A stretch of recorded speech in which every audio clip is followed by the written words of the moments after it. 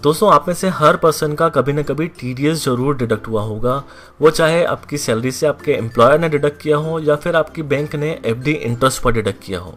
Majority of person TDS से aware नहीं होते और टीडीएस को एक डिफरेंट टाइप ऑफ टैक्स मानकर चलते हैं। एक्चुअल में टीडीएस जो है वो इनकम टैक्स कलेक्ट करने का एक मैकेनिज्म होता है, यानी टीडीएस कोई डिफरेंट टैक्स नहीं बल्कि इनकम टैक्स ही है। आज के इस वीडियो में हम टीडीएस के मैकेनिज्म को सिंप्लीफाई करेंगे और बहुत ही इजी लैंग्वेज में समझेंगे कि इसका आपके फॉर्म 16 से और फॉर्म 26A से क्या रिलेशन होता है। और हम यह भी देखेंगे कि टीडीएस आपके इनकम टैक्स रिटर्न को किस तरीके से इफेक्ट करता है। Let's get started.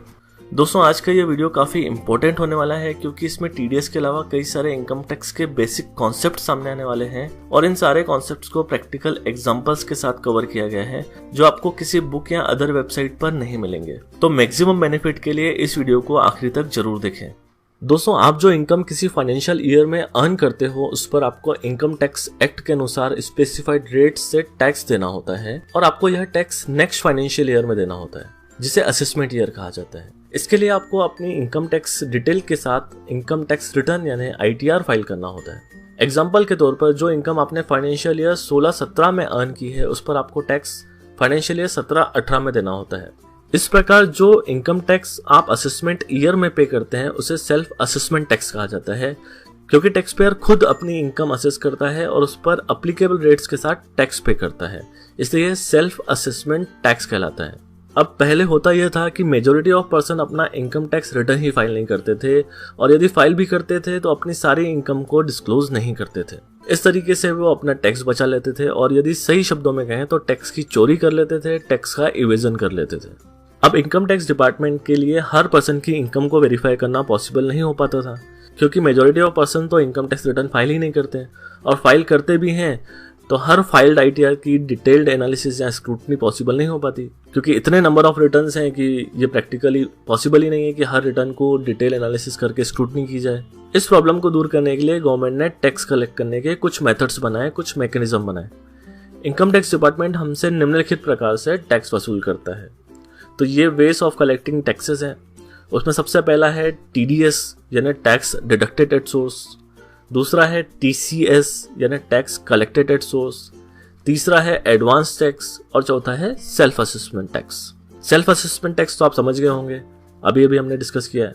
अब तक हमें ये समझ में आ गया कि टीडीएस जो है कोई अलग टैक्स नहीं है, वो इनकम टैक्स को कलेक्ट करने का एक मैकेनिज्म है। आइए समझते हैं कि टीडीएस एग्जैक्टली होता क्या है। जैसे नाम से ही क्लियर है, टैक्स डिडक्टेड एट सोर्स यानी आपकी इनकम की सोर्स पे ही आपसे टैक्स वसूल लिया जाता है। गवर्नमेंट ने पेयर पर ये रिस्पॉन्सिबिलिटी डाल दी है कि जब भी कोई पर्सन कुछ स्पेसिफाइड पेमेंट्स किसी को करता है तो उसे पहले उसमें से टीडीएस को डिडक्ट करना होगा और बैलेंस अमाउंट ही पेई को पे करना होगा। आइए एक सिंपल एग्जांपल से टीडीएस के मैकेनिज्म को समझते हैं।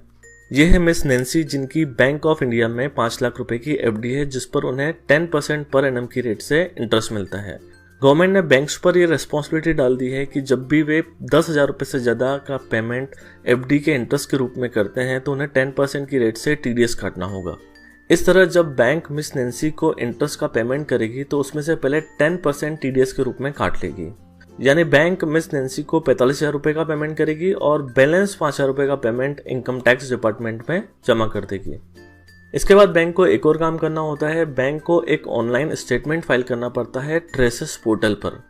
इस स्टेटमेंट में नैन्सी को पे किए गए अमाउंट की डिटेल, टीडीएस की डिटेल, नैन्सी का पैन नंबर और पेई का 10 नंबर का डिटेल होता है। इस प्रकार फाइल किए गए स्टेटमेंट को टीडीएस रिटर्न कहा जाता है जो पेयर को क्वार्टरली फाइल करना होता है, यानी हर 3 महीने में एक बार फाइल करना होता है। ट्रेसेस पोर्टल जो है वो इनकम टैक्स डिपार्टमेंट की एक साइट है जहां पर टीडीएस से संबंधित सारी इन्फॉर्मेशन अवेलेबल कराई जाती है। ट्रेसेस पर टीडीएस रिटर्न फाइल होते ही यह डिटेल जो है फॉर्म 16, फॉर्म 16A और फॉर्म 26A में अपडेट हो जाती है। नैन्सी को जब बैंक से इंटरेस्ट का अमाउंट कम मिलता है, 5,000 रुपये कम मिलता है, तो वह बैंक से इसका रीजन पूछती है और वहां से उसे पता चलता है कि उसका 5,000 रुपये का टीडीएस डिडक्ट किया गया है। नैन्सी बैंक से इस प्रकार काटे गए टीडीएस का डॉक्यूमेंट्री प्रूफ मांगती है जिसे टीडीएस सर्टिफिकेट कहा जाता है। टीडीएस सर्टिफिकेट को फॉर्म 16 और फॉर्म 16A के नाम से भी जाना जाता है। यदि टीडीएस केवल सैलरी पर काटा गया है तो वहां पर फॉर्म 16 इशू होता है, और जब अदर देन सैलरी इनकम पर टीडीएस काटा जाता है, जैसे इंटरेस्ट इनकम पर, रेंटल इनकम पर, इंटरेस्ट इनकम पर, तो वहां पे फॉर्म 16A इशू किया जाता है। हमारे इस एग्जांपल में टीडीएस सर्टिफिकेट के रूप में फॉर्म 16A एप्लीकेबल होगा। अब बैंक अगेन ट्रेसेस पोर्टल को अप्रोच करती है और वहां से फॉर्म 16A डाउनलोड करके नैन्सी को प्रोवाइड कर देगी, जिसे टीडीएस सर्टिफिकेट कहा जाता है। अब साल के आखिरी में जब फाइनेंशियल ईयर एंड होगा तब नैन्सी आईटीआर फाइल करेगी, तो उसमें डिडक्ट किए गए टीडीएस का क्रेडिट क्लेम करेगी। आजकल आईटीआर जो है वो ऑनलाइन फाइल होते हैं और टीडीएस की इन्फॉर्मेशन भी ऑनलाइन टैक्स डिपार्टमेंट के पास अवेलेबल होती है। इस प्रकार डिडक्ट किए गए टीडीएस का जो है क्रेडिट टैक्स पेयर को मिल जाता है। सपोज मिस नैन्सी की टैक्स लायबिलिटी जो है वो ₹20,000 है। अब उसमें से 5,000 रुपये का जो है टीडीएस क्रेडिट मिल जाएगा और बैलेंस 15,000 जो है वो इनकम टैक्स डिपार्टमेंट को पे करना होगा। सपोज मिस नैन्सी की टैक्स लायबिलिटी ओनली 3,000 रुपये है। अब उन्हें टीडीएस का क्रेडिट मिलेगा 5,000 रुपये। अब ये जो एक्सेस 2,000 रुपये जो टीडीएस के रूप में कट गया है, अब नैन्सी को टैक्स रिफंड के रूप में मिल जाएगा, बट इसके लिए नैन्सी को फाइनेंशियल ईयर एंड होने के बाद इनकम टैक्स रिटर्न फाइल करना होगा। आई होप आपको टीडीएस का ये मैकेनिज्म क्लियर हो रहा है। तो ये एक सिंपल सा एग्जांपल था जिसमें हमने ये देखा कि एफडी के इंटरेस्ट पर टीडीएस कैसे काटा जाता है। यदि आप एक एम्प्लॉय हैं और एक एम्प्लॉय के पॉइंट ऑफ व्यू से टीडीएस का मैकेनिज्म समझना चाहते हैं, तो बैंक की जगह आपको एम्प्लॉयर को इमेजिन करके चलना है और मिस नैन्सी को एक एम्प्लॉय मान के चलना है। और दूसरा डिफरेंस ये आ जाएगा कि फॉर्म 16A की जगह फॉर्म 16 इशू किया जाएगा, क्योंकि फॉर्म 16 इशू किया जाता है सैलरीड के केस में। बाकी पूरा जो प्रोसेस फ्लो है वो एग्जैक्टली सेम रहेगा। इसके अलावा और कोई डिफरेंस नहीं रहेगा इस पूरे प्रोसेस फ्लो में। तो बात करते हैं कुछ कॉमन पेमेंट्स की जिन पे टीडीएस एप्लीकेबल होता है। तो टीडीएस एप्लीकेबल होता है सैलरी के पेमेंट पे।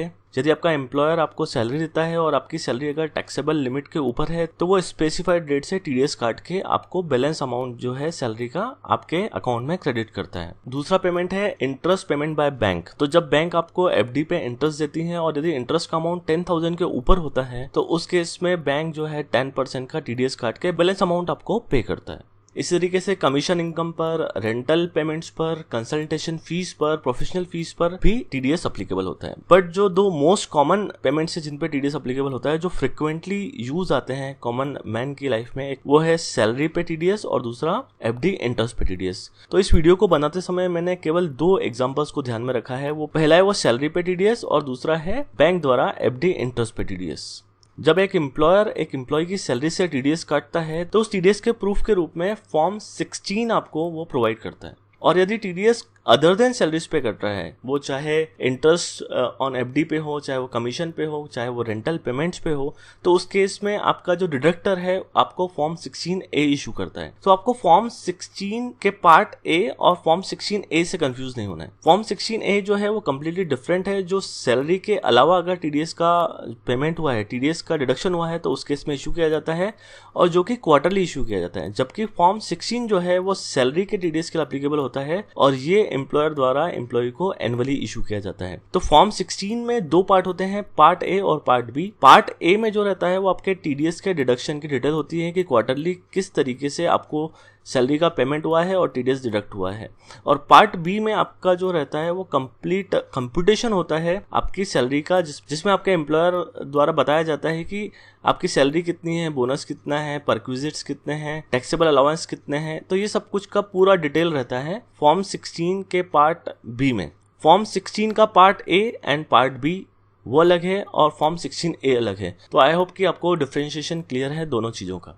अब आपका जो टीडीएस का पेमेंट चाहे वो फॉर्म 16 का हो या फॉर्म 16A का, यानी वो सैलरी से हो या अदर देन सैलरी से हो, फॉर एग्जांपल इंटरेस्ट से हो, रेंट से हो, कमीशन से हो, प्रोफेशनल फीस से हो, तो ये सारे पेमेंट्स जो हैं वो अपडेट होते हैं फॉर्म 26AS में। तो फॉर्म 26AS की बात करें तो उसमें सैलरी का टीडीएस भी रिफ्लेक्ट होता है और अदर देन सैलरी के जो पेमेंट है उनका टीडीएस भी रिफ्लेक्ट होता है। तो आपको हमेशा चेक करना चाहिए कि आपके जो भी फॉर्म 16 एप्लीकेबल हो, चाहे वो फॉर्म 16 एप्लीकेबल है या फॉर्म 16A एप्लीकेबल है, उसमें जो टीडीएस बताया गया है क्या वो फॉर्म 26AS में रिफ्लेक्ट हो रहा है कि नहीं। यदि वो फॉर्म 26AS में रिफ्लेक्ट नहीं हो रहा है तो आप उसका टीडीएस क्लेम नहीं कर पाएंगे। तो यहाँ पे बहुत ज़रूरी हो जाता है फॉर्म 26AS को चेक करना। फॉर्म 16 आपको कहाँ से मिलेगा? वो आपके एम्प्लॉयर से मिलेगा, आप कहीं और से डाउनलोड नहीं कर सकते। फॉर्म 16A कहाँ से मिलेगा? वो आपके डिडक्टर से मिलेगा। जिसने भी आपको TDS डिडक्ट करके पेमेंट दिया है, वो डिडक्टर आपको फॉर्म 16A प्रोवाइड करेगा क्वार्टरली बेसिस पे। तो फॉर्म 16 और फॉर्म 16A आप कहीं और से डाउनलोड नहीं कर सकते, वो आपको डिडक्टर से ही लेने पड़ेंगे। बट फॉर्म 26AS जो है वो आप डाउनलोड कर सकते हैं इनकम टैक्स की वेबसाइट पे जाके। तो अभी इस वीडियो में आपको बताऊंगा कि फॉर्म 26AS आप कैसे डाउनलोड कर सकते हैं और कैसे आप कंपेयर कर सकते हैं उसका फॉर्म 16 से। तो चलिए देखते हैं कि फॉर्म 26AS आपको कहाँ से डाउनलोड करना है। उसके लिए आपको जाना है इनकम टैक्स ई फाइलिंग पे। तो ये फर्स्ट रिजल्ट है, उस पर क्लिक कर दीजिए। तो आप देख सकते हैं इनकम टैक्स इंडिया efiling.gov.in। तो ये वही पोर्टल है जिससे हम इनकम टैक्स रिटर्न फाइल करते हैं। तो इसमें आप देखेंगे लेफ्ट में आपको एक ऑप्शन दिख रहा है view form 26AS tax credit. तो उस पर क्लिक करेंगे। अच्छा, उसके पहले आपसे ये लॉगिन मांग रहा है, तो आपको पहले लॉगिन करना पड़ेगा। तो चलिए जल्दी से लॉगिन कर लेते हैं।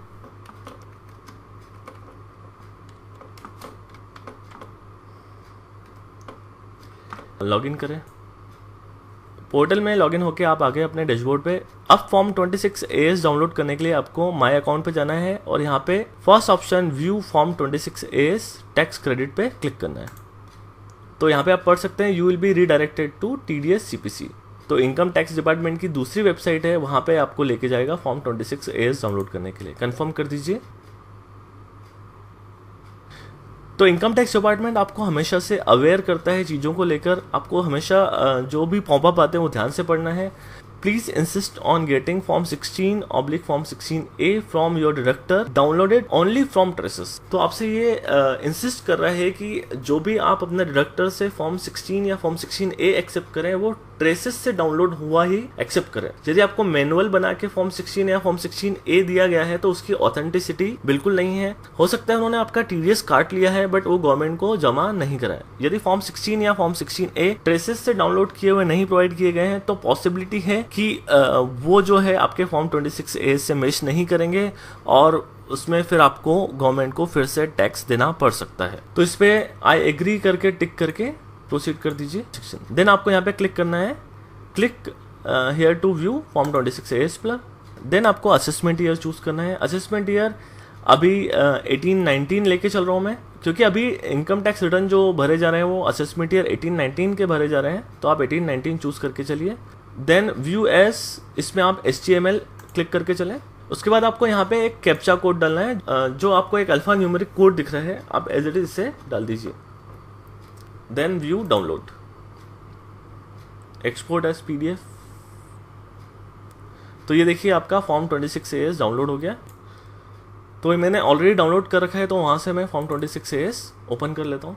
तो आप देख सकते हैं ट्रेसेस से डाउनलोड किया गया है। ट्रेसेस का फुल फॉर्म है TDS reconciliation analysis and correction enabling system.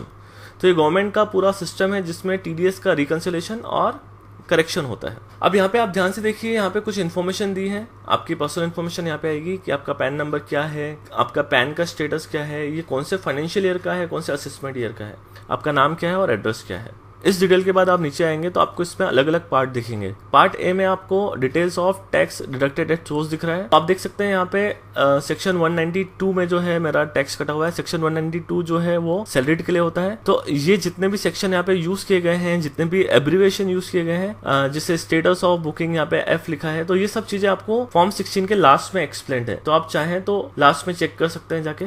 तो एक बार फॉर्म 26AS के लास्ट में आ जाइए। तो ये सारे सेक्शन दिए हैं डिस्क्रिप्शन विद कोड। तो दो सेक्शन हमारे लिए इंपॉर्टेंट है। सेक्शन 192 वो सैलरी के लिए है और सेक्शन 194A जो कि इंटरेस्ट ऑन FD के लिए है। इसके अलावा इतने सारे सेक्शंस हैं जिनमें TDS कटता है। पार्ट ए में जो है वो TDS की डिटेल है। तो इसमें आपको दिख जाएगा कि आपका TDS कहाँ से कटा है और किस किस सेक्शन में कटा है। तो इसमें आपको चेक ये करना है, स्टेटस ऑफ बुकिंग हमेशा क्या आना चाहिए, F यानी फाइनल। तो ये जो TDS कटा है ये फाइनली गवर्नमेंट को मिल चुका है, इसलिए यहाँ पे F जो है स्टेटस ऑफ बुकिंग है। पार्ट A1 में details of tax deducted at form 15GH। फिर 15GH अगर आपने जमा किया है तो वो डिटेल आ जाएगी। फिर नेक्स्ट पार्ट में तो यदि कोई प्रॉपर्टी आपने सेल की है उस पर TDS कटा है तो उसका डिटेल यहाँ पे आ जाएगा। Then details of tax collected at source TCS, जैसा कि मैंने आपको बताया था TCS क्या होता है, उसके बाद details of tax paid other than TDS और TCS, तो इसमें आपका सेल्फ असेसमेंट टैक्स जो है वो आ जाएगा यहाँ पे, एडवांस टैक्स अगर है तो वो आ जाएगा यहाँ पे। उसके बाद डिटेल्स ऑफ रिफंड, यदि कोई रिफंड आपने क्लेम किया है तो उसका डिटेल भी यहाँ पे आ जाएगा। Then details of AIR transactions, तो जितने भी आप हाई वैल्यू ट्रांजेक्शंस करते हैं उसका ट्रैकिंग जो है गवर्नमेंट के पास होता है। फॉर एग्जांपल आप सेविंग बैंक अकाउंट में 10 लाख रुपए से ऊपर का ट्रांजेक्शन करते हैं, करंट अकाउंट में आप 40 लाख 50 लाख रुपए के ऊपर का ट्रांजेक्शन करते हैं, प्रॉपर्टी में जो है आपने कोई ट्रांजेक्शन किया है 30 लाख के ऊपर, क्रेडिट कार्ड के बिल हैं 2 लाख से ज़्यादा, तो ऐसे कुछ ट्रांजेक्शन होते हैं हाई वैल्यू ट्रांजेक्शन जो यहाँ पे रिपोर्ट होते हैं। तो ये सब कुछ हुआ फॉर्म 26AS के बारे में। इसमें जो मेजर मुझे बताना है वो ये है, इसमें आपके जितने भी TDS डिडक्ट हुए हैं वो सारी डिटेल्स जो है इसमें अपडेट रहती हैं। वो चाहे सैलरी से डिडक्ट हुआ हो, चाहे वो इंटरेस्ट ऑन FD से डिडक्ट किया हुआ हो, वो चाहे कमीशन पे हो या प्रोफेशनल फीस पे हो, वो सारे TDS आपके यहाँ पे अपडेट होते हैं। तो फॉर्म 26AS में salary and other than salary दोनों प्रकार के TDS आपको यहाँ पर दिख जाएंगे। तो मेरे केस में केवल सैलरी से डिडक्शन है सेक्शन 192 में, और कोई मेरा TDS डिडक्टेड नहीं है। तो आपको इनकम टैक्स रिटर्न फाइल करने के पहले फॉर्म 26AS चेक कर लेना चाहिए, क्योंकि वहां पे आपको पता चल जाता है कि कौन कौन से TDS आपको कटे हैं और कौन कौन सी इनकम्स जो है फॉर्म 26AS में रिफ्लेक्ट हो रही हैं, और अकॉर्डिंगली वो सारी इनकम्स जो है आपको शो करनी रहती हैं अपने ITR फॉर्म में। अब खोल लेते हैं फॉर्म 16 को। फॉर्म 16 के भी मैंने आपको बताया था 2 पार्ट होते हैं, part A and part B। आप ऊपर देख सकते हैं ये फॉर्म 16 भी कहां से डाउनलोडेड है, ट्रेसेस से। तो फॉर्म 26AS भी ट्रेसेस से डाउनलोडेड होता है और फॉर्म 16 भी ट्रेसेस से डाउनलोडेड होना चाहिए। अगर ट्रेसेस से डाउनलोड नहीं है तो उस केस में फॉर्म 26AS से मिसमैच होने के चांसेस बढ़ जाएंगे। तो फॉर्म 16 में 2 पार्ट होते हैं। पार्ट A में जो है आपकी पर्सनल डिटेल होती है, तो इसमें आपके एम्प्लॉयर का नाम,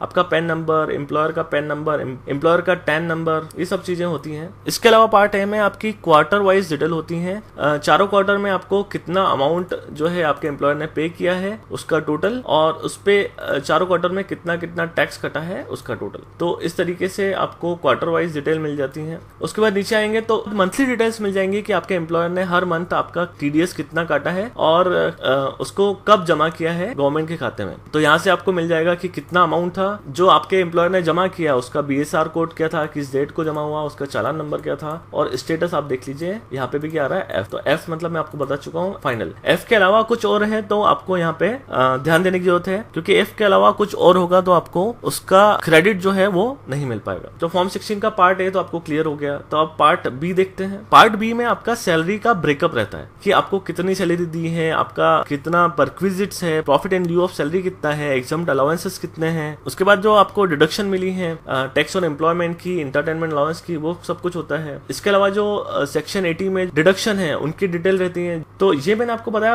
पार्ट A और पार्ट B फॉर्म 16 का। तो फॉर्म 16 में केवल जो डिटेल रहेगी वो सिर्फ सैलरी की डिटेल रहेगी। यदि आपका जो टैक्स डिडक्ट हुआ है वो अदर देन सैलरी हुआ है तो उस केस में आपको फॉर्म 16A इशू होगा। तो मेरे पास फॉर्म 16A जो है मेरा नहीं है, तो मैं आपको अभी बता नहीं पा रहा हूँ फॉर्म 16A की कोई डिटेल मेरे फॉर्म 26AS में भी रिफ्लेक्ट नहीं हो रहा है, क्योंकि उस टाइप का कोई भी ट्रांजेक्शन है अदर देन सैलरी पे कोई भी मेरा TDS नहीं कटा है। बट जो सैलरी पे मेरा TDS कटा है वो जरूर मैच करेगा फॉर्म 26AS से। तो चलिए चेक कर लेते हैं। तो आप देख सकते हैं मेरे दोनों फॉर्म्स जो है स्क्रीन पर हैं। मैं एक आपको दोनों फॉर्म को साथ में कंपेयर करके एक ओवरव्यू देना चाहता हूँ। तो लेफ्ट हैंड साइड पे मेरा फॉर्म 26AS है और राइट हैंड साइड पर मेरा फॉर्म 16 है। और अगर देखें तो फॉर्म 26AS के हिसाब से मेरा जो है TDS कटा है सेक्शन 192 में, और मैं आपको बता चुका हूँ सेक्शन 192 सैलरीड क्लास के लिए होता है। तो इसमें टोटल जो अमाउंट मुझे सैलरी का मिला है वो मिला है 6,70,453 का, और यही अमाउंट मैं अगर चेक करूँ फॉर्म 16 में तो आप देख सकते हैं अमाउंट पेड क्रेडिटेड जो है वही है 6,70,453। अगर हम TDS की बात करें तो यहाँ पे TDS डिडक्टेड जो है वो है 39,449, और सेम अगर मैं कंपेयर करूं फॉर्म 16 से तो 39,449। तो ये दोनों आपके मैच करने चाहिए, और ये जो है स्टेटस जो है वो हमेशा F होना चाहिए। तो ये दोनों अगर मैच करते हैं तो आप आपका पूरा जो TDS है वो क्लेम कर पाएंगे। यदि इसमें कुछ भी मिसमैच है तो वो जो मिसमैच वाला पार्ट है वो आप अपना TDS क्लेम नहीं कर पाएंगे। तो उस केस में हो सकता है आपको गवर्नमेंट को एक्स्ट्रा टैक्स पे करना पड़ जाए। तो इस तरीके से सारी चीजें आपकी एग्जैक्टली मैच करेंगी। तो ये तो हुआ फॉर्म 16 के बारे में, जो कि फॉर्म 26 है, उसमें जो सैलरी डिटेल है उससे आपका जो है कंपैरिजन मैंने आपको बताया। इस तरीके से अगर आपका फॉर्म 26 है, इसमें जैसे मेरा और कोई टीडीएस नहीं है, अब देखिए नीचे मेरा और कोई टीडीएस नहीं है, यदि आपका और कोई टीडीएस रहेगा तो वो आपको मैच करना है फॉर्म 16A से, क्योंकि अदर देन सैलरी वाला जो टीडीएस है मैंने आपको बताया फॉर्म 16A जो है उसका सर्टिफिकेट मिलता है। तो मेरा यहाँ पे अदर देन सैलरी कोई टीडीएस नहीं है, इसलिए मेरे पास कोई फॉर्म 16A भी नहीं है। तो वो मैं चीज आपको यहाँ पे कंपेरिजन करके नहीं बता पा रहा हूँ, रहेगा एग्जैक्टली वही जो मैंने आपको यहाँ पे बताया। तो आई होप कि आपको ये कंपेरिजन से क्लियर हो गया कि फॉर्म 16 क्या होता है, फॉर्म 16A क्या होता है, फॉर्म 26AS क्या होता है। टीडीएस मैंने आपको जो है पूरा मैकेनिज्म बताया। हो सकता है वीडियो थोड़ा सा लंबा हो गया हो, बट कॉन्सेप्ट क्लियर करने के लिए काफी इंपॉर्टेंट था कि मैं आपको इतना डिटेल में ले जाके समझाऊं, क्योंकि ये डिटेल जो है कहीं पे इस तरीके से एक्सप्लेन्ड नहीं है। तो जो इसकी प्रैक्टिस करता है, जो प्रैक्टिकली काम करता है, वही समझ पाता है कि कैसे ये सारी चीजें मैनेज हो रही हैं। आई होप कि आपको ये सब चीजें समझ में आ रही होंगी, और अगर आपका कोई भी डाउट है या क्वेरी है या सजेशन है तो प्लीज कमेंट बॉक्स में जरूर लिखें, मैं जल्दी से जल्दी उस पर रिप्लाई करने की कोशिश करूंगा। एक्सपेक्ट ये करता हूँ कि आप इस चैनल को सब्सक्राइब जरूर करें, ताकि ये चैनल जो है और लोगों तक पहुंच सके, और इस वीडियो को ज्यादा से ज्यादा शेयर करें लोगों में, ताकि वो लोग भी अवेयर हो पाए। तो आज के लिए बस इतना ही। मैं गौरव ऑर्डिनरी इंडियन अब आपकी विदा लेता हूँ। जल्दी मुलाकात होगी एक नए और इंटरेस्टिंग वीडियो के साथ। जय हिंद, धन्यवाद।